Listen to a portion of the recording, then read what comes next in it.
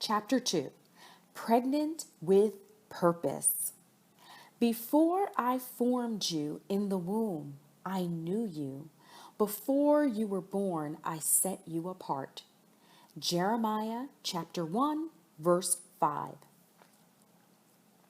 Prior to officially launching your personal Esther journey, it is important to realize your starting point.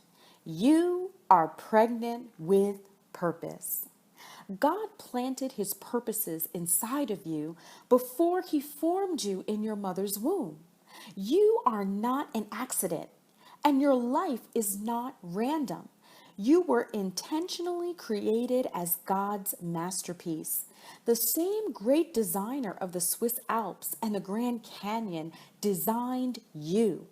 Therefore, your life should be orchestrated by intentional steps daily to nurture the seeds of purpose within. Like an expectant mother, you are getting ready to give birth as you go through the gestation of your journey. The foundational scripture for the Esther Project is found in Jeremiah 29:11, which you should commit to memory. For I know the plans I have for you, plans to prosper you, give you a hope and a future. This scripture is particularly important because it provides a truth that is at your inner core. God has a plan for you. Similarly, Jeremiah 1:5 tells us, before I formed you in the womb, I knew you. Before you were born, I set you apart. If he knew and formed us before we were in our mother's womb, then the essence of our life began before our human conception.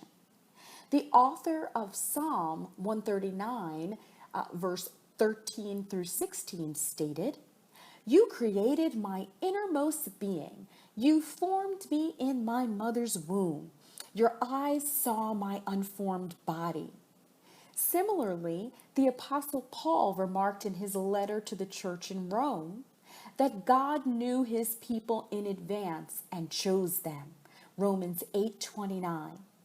These scriptures confirm that his plan is to bring about his purposes that he planted inside of you before you were born. Purpose is defined as an intended or desired result or the reason that something exists. We cannot escape our purpose because it is why we exist.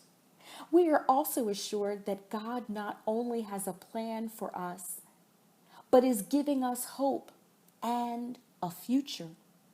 Hope is defined as the feeling that something desired will happen. We are intended to have hope.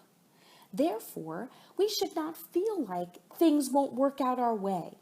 In sum, God has impregnated us in the spirit with hope for a future, plans for good and prosperity, and he promises not to harm us. So, what is the purpose of purpose? The seed of purpose is planted inside of each of us so that our divine destiny can be birthed. Purpose full blown becomes your destiny. The Esther Project is about birthing that process with 6 phases that help us to move forward to our destiny. Before you endeavor to start the project, you must know who you are. Recognize that the Creator pre-existed you, formed you, and knew you before you were in your mother's womb. He has a destiny and a purpose for you that pre-existed you, which gives your life meaning that exceeds your natural desires to please only yourself. There is something in life to be experienced that goes beyond that which just brings pleasure to us. We must tap into what the will of God is for our lives. That is the essence of Jesus' prayer in the Garden of Gethsemane. Not my will, but thy will be done. Luke chapter 22, verse 42. While you do not have to be a Christian to receive a benefit from this journey, its objectives will most optimally be fulfilled by your submission to the will of God in your life and a desire to have the Lord guide you towards His will. His will is that your purpose would come full grown to your destiny by taking steps to nurture that seed inside of us. This book will challenge you to give birth to your purpose through the following birthing phases. 1, mastering the fundamentals. 2, living on purpose. 3, expanding your territory. 4, cocoon in the wilderness. 5, breaking forth. 6, taking your position. A birthing prerequisite: say goodnight to clutter. The most important prerequisite to preparing for the birthing journey is to declutter, declutter, declutter. Removing clutter can entail physical items, relationships, thoughts, attitudes, and ideas. All should be fair game as you seek to fully prepare yourself for your purpose. I encourage you to organize your personal space, office, home, car, and closets by first removing items that are no longer useful or fitting for your pregnancy. Clutter impacts your ability to function precisely and clearly. Your goal should be to create an environment that sets you up for success.